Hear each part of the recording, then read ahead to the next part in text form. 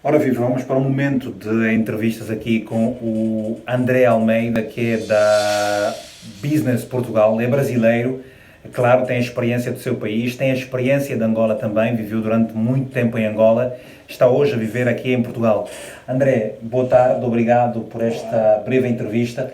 Essa experiência pelo Business Portugal nasceu em Angola ou uma coisa que você traz já do Brasil, passando por Angola e agora estando em Portugal?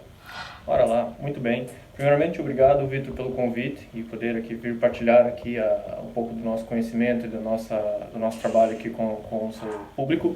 E a questão realmente colocada aqui da Business Portugal, a nossa empresa existe aqui há cerca de 4 anos e meio, já são aqui alguns anos a trabalhar com isso, mas eu trabalho com consultoria e com empresas já são aí mais de 10 anos, desde 2008 e 2009. O período que eu tive em Angola foi um período bastante diferente do que o país vive hoje, assim penso, que foi entre 2010 e 2011, numa altura em que nós tivemos lá duas empresas, uma empresa de importadora de cosméticos e outra empresa que fazia serviço de engenharia, e era um momento que eu penso que há 9 anos atrás era bastante diferente do que é hoje. E nós tínhamos a consultoria e fazemos esse trabalho. Entretanto, o projeto da Business Portugal, ele veio a ser criado em finais de 2014 e nasceu mesmo de facto aqui em maio de 2015 em Portugal. A experiência, pronto, a experiência de língua portuguesa, obviamente com o Brasil, onde nós já atendíamos lá cento e tal empresas a nível nacional, agregou junto com a experiência de Angola, com clientes e empresas em Angola também. Houve um período breve em outros países também que passamos antes de vir cá em Portugal e numa determinada altura ficou o foco aqui da oportunidade, do crescimento, a visão de que haveria um bom momento econômico nos anos a que seguissem e por isso decidimos dar um arranque aqui em 2015 com a nossa empresa. O sucesso é absoluto em Portugal e o que sei é que a Business Portugal já pensa em sair de Business Portugal e criar uma Business England, por exemplo. Ora, essa é uma questão que vai provavelmente ser muito em breve apresentada, provavelmente aí para o fim do ano, início do próximo ano, porque nós temos essa parceria junto com a revista Nossa Cidade, que já era do Brasil e já vive cá agora também em Lisboa e Portugal há cerca de 2 anos. Tivemos um convite recente de participar também do chapter em Londres. Sabemos que a comunidade brasileira é bastante grande em Londres. Eu particularmente desconheço qual que é a dimensão de outros países da comunidade de língua portuguesa em Londres, então é um caminho todo a ser explorado ainda. As situações do Brexit, então oportunidades sempre surgem quando há mudanças. E normalmente a gente tenta dar o foco onde está a haver mudanças, porque conseguimos lá identificar oportunidades. Portanto, vocês aqui em Portugal têm um leque de clientes muito variado, desde, presumo, clientes ligados a microempresas, a médias empresas e as grandes empresas que querem investir em Portugal. Pronto, essa é uma boa pergunta. As pessoas que tiverem interesse em acessar no nosso site, www.businesspt.pt, tem também lá algumas métricas sobre os nossos tipos de cliente e sim, a maioria dos clientes são realmente micro e pequenos empresários. A gente não trabalha com grandes empresas, até porque a malha empresarial de Portugal são 99,9% de pequenas e micros empresas. Grandes empresas em Portugal existe apenas 0,1%. Isso são dados do INE, do Instituto Nacional de Estatísticas. Então, a malha empresarial, como é diferente no país, e a grande mão de obra, a grande geração de postos de trabalhos e coleta de impostos são das empresas familiares, pequenas e microempresas, é o nicho em que a maioria das pequenas consultoras trabalham e o nosso trabalho é focado com esses. Em parte, metade, com empreendedores migrantes, sejam brasileiros, angolanos ou até de outras nacionalidades, contanto que falem português ou pelo menos inglês. E a outra metade já são mesmo de clientes, empreendedores, pessoas ou famílias de Portugal mesmo que pretendem ter o seu negócio, dadas as oportunidades. Você conhece várias províncias de Angola, do meu lindo e rico, vasto país. Você acha que Angola teria mais sucesso na sua economia se tivesse um modelo como o português, em que fosse menos burocrático e mais facilitador de ajudas para que as microempresas pudessem nascer naquele grande país? Olha, essa é uma pergunta que o Vitor me coloca, eu fico delicado em responder esse tipo de pergunta, né? Quem seria eu para dizer o que é melhor, o que é pior para um país, né? A vivência que nós tivemos entre 2010 e 2011, também fora de Luanda, isso que é importante destacar, porque a gente tem noção de que Portugal não é Lisboa e Porto, Brasil não é só Rio de Janeiro e São Paulo, e Angola não é só Luanda. As pessoas não têm essa noção, né? Então é importante perceber que além de Luanda, no país angolano, há províncias, Benguela, Huambo, outras províncias, principalmente do sul, onde eu tive mais tempo, que são bastante diferentes e têm dinâmicas diferentes. A experiência que eu tenho e a forma que eu comunico e o que eu aprendi com os colegas e clientes angolanos é que eles são muito empreendedores, a nível do brasileiro, no sentido de ser criativos, ter que criar situações e realmente ir à luta mesmo e trabalhar bastante. Isso é um potencial que eu vejo muito no angolano. A questão da política, penso eu, e a questão de burocracias e dificuldades de abrir empresa, penso que há em todos os países e não teria como dizer que seria mais fácil no Brasil, ou seria mais fácil em Portugal, ou seria mais fácil em Angola, até porque as coisas sempre estão em constante mudança, os desafios são grandes a níveis principalmente estruturais, assim penso, em Angola, em comparação aos outros países de língua portuguesa, mas a nível de oportunidades de empresas, acho que depende mais ainda das pessoas. E normalmente onde há mais dificuldades, também há mais oportunidades. E o que eu via e o que eu vejo eventualmente são famílias, colegas, normalmente malta jovem, que se reúnem, criam alguma coisa diferente e começam a ter um pequeno negócio e criar alguma coisa diferente, né? Isso depende mais da pessoa. André, o que é que atrai mais ou o que é que você acha que é um valor de grande atração para um microempresário, um jovem que esteja no Brasil, um jovem que esteja em Angola e que começa a pensar em vir para Portugal? O que é que ele aqui vai encontrar de extremamente valioso para si? Ora, essa é outra pergunta muito boa e eu gosto sempre de responder ela no sentido do apoio. Os migrantes empreendedores que já são de língua portuguesa, obviamente têm algum tipo de facilidade, mas a primeira atenção que sempre se tem é que a língua não é a mesma. Cada país de língua portuguesa fala um português um pouco diferente, isso é bem interessante. Mas o que há de oportunidade, além de Portugal estar na moda, esse é um dos pontos que eu coloco na última matéria nossa, Portugal está na moda, isso traz muita oportunidade. Ok, a maior grande parte das oportunidades são a nível de grandes investimentos, investimentos imobiliários, investimentos em grandes empresas de tecnologia, automotiva, etc. Mesmo que o empreendedor não esteja diretamente relacionado a essas grandes empresas, a esses grandes investimentos, há toda uma economia secundária ou até a nível de terceira classe que acaba sendo complementada a nível de serviços, a nível de restauração, a nível de imobiliário no sentido de serviços ao imobiliário. Então, há muitas coisas, além do grande investimento, que complementam oportunidades para os pequenos empresários.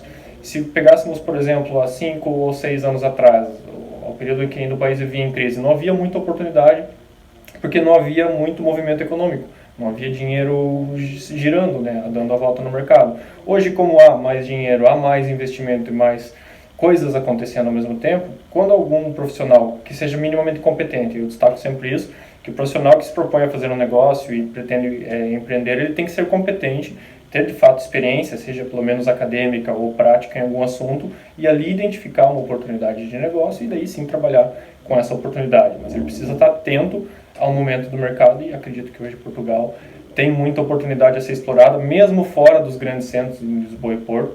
É uma rápida pesquisa em vários outros conselhos ou distritos do país e identifica-se lá muita coisa que possa ser feita.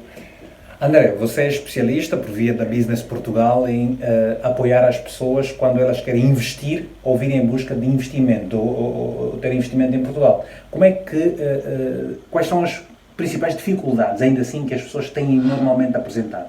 Quer seja um investidor micro português, ou quer seja, aliás, brasileiro ou um angolano? Mesmo português, não só um estrangeiro, brasileiro ou angolano, o que normalmente a gente vê como feedback assim, das pessoas e grande dificuldade é alguma lentidão, às vezes, em alguns processos mesmo burocráticos, normalmente quando dependem de algum recurso público, de algum documento que depende de algum órgão público, seja a nível de finanças, seja a nível de segurança social, ou seja a níveis camarários, para alvarás e outras coisas. Então, assim, vem tendo alguma melhoria nos últimos anos, tem sido feito algumas políticas de tentar agilizar esses processos, mas ainda são bastante complicados. Aí vejo que um pouco diferente do Brasil ou até da Angola, em que as pessoas conseguem fazer alguma coisa ou outra, até meio, digamos assim, sem ser 100% formalizadas, até conseguirem formalizar ou crescer o seu negócio. Aqui, a pessoa fica realmente muito limitada se ela não tiver como formalizar o negócio. E a questão da formalização do negócio, que exige já um pequeno planejamento, constituição de uma empresa e outros meios que exigem um pouco de dinheiro e investimento também.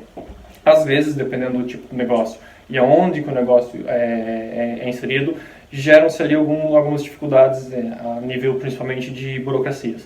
Eu espero que isso melhore e é uma vontade de todos os empresários e contamos com isso. Né? André, normalmente algumas pessoas que já têm uma experiência de trabalho ou aquelas que têm um plano bem elaborado precisam de buscar um financiamento bancário. A diferença aqui, e aquilo que eu estive a ler dos artigos que você me enviou, é que, por exemplo, os bancos aqui não dão 100% de financiamento. Isso desmotiva ou desafia o empreendedor?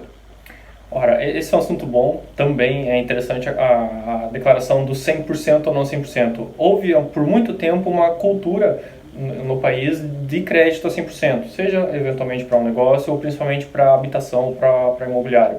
E como consultor e gestor de negócios e também de formação da área administrativa de gestão, eu penso que não é coerente, não é correto que apenas uma instituição financeira ou um investidor ou um externo ao negócio entre com o capital. É uma demonstração muito clara de comprometimento do empreendedor, que pelo menos ele tem alguma parte financeira naquilo. Então, assim, a pessoa tem que ter algum tipo de reserva ou buscar algum tipo de recurso, seja com família, seja com algum amigo, e normalmente na ordem dos 20% a 30% é normal que seja da parte do promotor, do empreendedor, e depois ao plano apresentado, a banca unir isso. Né? Realmente, penso que uma vez em que não há um comprometimento financeiro, apenas uma ideia, uma vontade de fazer algo, e estar sempre a trabalhar com o dinheiro alheio, o que é muito comum eventualmente na cena das startups, etc., o nível de comprometimento às vezes fica um pouco afetado. E o grande movimento que se tem tido nisso, saindo um pouco da banca, né, do capital de risco, de investimento externo para alguns negócios, não tem sido muito sustentável justamente pelos promotores ou os novos empreendedores realmente não estarem pondo dinheiro do seu próprio bolso ou do seu próprio capital e não tendo o comprometimento necessário com o negócio. Isso é bem importante.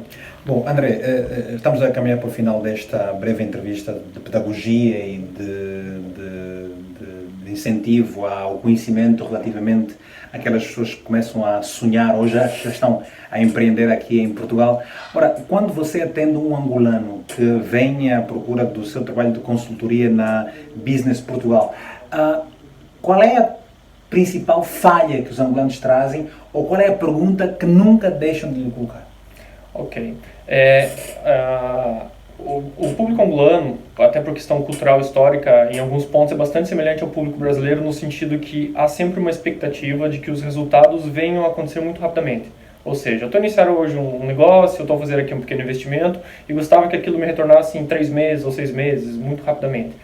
Numa economia estável, como é no geral no contexto europeu, normalmente um pequeno negócio ele pode vir a levar até 2 ou 3 anos para que haja um retorno, para que as coisas estejam estabilizadas e realmente corra lucro, né, sobre o investimento feito. Então, isso seria um pequeno erro de percepção, imaginar que um negócio é feito e já se vai ter um resultado rapidamente desse negócio nos seus primeiros meses. Então, isso é uma situação que eu vejo com bastante frequência, sejam dos nossos colegas brasileiros, sejam dos nossos colegas angolanos, e reforça a questão mesmo do planeamento, para que os primeiros meses, ou até o primeiro ano ou 2 da empresa, sejam vistos como 100% investimento. Eu estou sempre a investir o meu tempo, ou o resultado da empresa, ou até, se possível, o próprio dinheiro, para que o negócio cresça, e a partir desse período eu consigo ter um retorno daquilo. Felizmente, a economia europeia, no contexto atual, permite que se possa pensar a 3, 5 anos. Né? Diferente de alguns países emergentes, ou mais pequenos, ou não tão bem estruturados economicamente, que realmente é difícil pensar a 3 a 5 anos. Portugal nos permite fazer isso, e acho que isso é uma grande vantagem, mas também, em via de regra, é um erro que os empreendedores migrantes podem cometer. André, se você voltasse hoje para Luanda, para Angola de modo geral, o que é que você procuraria explorar que não foi possível ser explorado quando você esteve lá, porque você não tinha visão, também tinha menos idade e concomitantemente menos experiência? Hoje, se regressasse a Angola, o que é que você acha que faria toda a diferença naquele país? Olha, muito bom. Ontem mesmo eu estava a falar isso com minha esposa sobre alguma possibilidade de fazer algo novamente em Angola, e realmente isso há 9 anos atrás, 8, 9 anos atrás, era totalmente diferente, seja um momento econômico, seja um momento profissional de vida e etc. Eu vejo hoje um grande potencial do público jovem em Angola para criar coisas novas. Eu já vi já vimos esse potencial na altura, os jovens tinham muita energia para fazer muita coisa nova, e penso que hoje uma oportunidade grande em Angola seria principalmente na questão da formação de gestão e de planeamento, mas não a nível universitário, a nível acadêmico, em que demora demais, em que são muitos anos a estudar conceitos e técnicas que normalmente são coisas americanas, que já trabalham com um nível de estrutura diferente. Numa realidade angolana, principalmente numa realidade de Luanda, em que as coisas acontecem num ritmo muito rápido, algumas técnicas teriam que ser feitas de uma forma mais prática, e nós fazemos isso eventualmente em formações e cursos, justamente para, em pouco período, em coisa de 2 semanas, 25 ou 30 horas, seja possível ensinar técnicas, explicar como que algumas coisas sejam feitas. E penso que hoje uma oportunidade muito boa para novos empreendedores era trabalhar essas técnicas, né, de como criar um negócio, como planear um negócio, aí independente do contexto do país, perceber nichos, perceber oportunidades e colocar essa ideia no papel para preparar a execução é algo que pode ser feito em qualquer parte. Então, apesar da crise. Apesar do que for, onde a crise é a oportunidade. Se há algum problema, se há alguma crise, normalmente vai haver alguma oportunidade a ser explorada. Agora, estruturar essa oportunidade num documento, num dossiê, num business plan, numa planilha financeira, seja como for, e perceber aonde que há um risco, seja por uma SWOT também, não é tão difícil, é possível de se explicar isso em poucos passos, e ali já faz uma grande diferença, até para que eventualmente o empreendedor decida-se que talvez não seja o momento. Olha, pensava que era uma coisa e na verdade não estou preparado para fazer isso nesse momento, que bom, então não é agora que eu vou empreender ou que eu vou ter um negócio e vou fazer uma coisa num futuro próximo. Isso é bastante importante ter claro. André Almeida, da Business Portugal, muito obrigado. Consultoria de negócios e gestão de projetos. Qualquer informação adicional você pode buscar em Business Portugal, www.businesspt.pt. Está também no Facebook. Claro, você está a acompanhar também aqui no rodapé da tela do seu telefone, do seu computador, do seu smartphone ou mesmo da sua televisão, porque pode estar a ver isso no YouTube, mas a partir do televisor da sua casa. Portanto, André Almeida, muito obrigado. Eu que agradeço, Vitor. Obrigado pelo convite. Estamos juntos. E obrigado. À disposição para uma próxima oportunidade aqui, poder contribuir com o vosso público querido angolano, que eu gosto tanto aqui de coração. Obrigado certo. Mais uma vez. Até a próxima.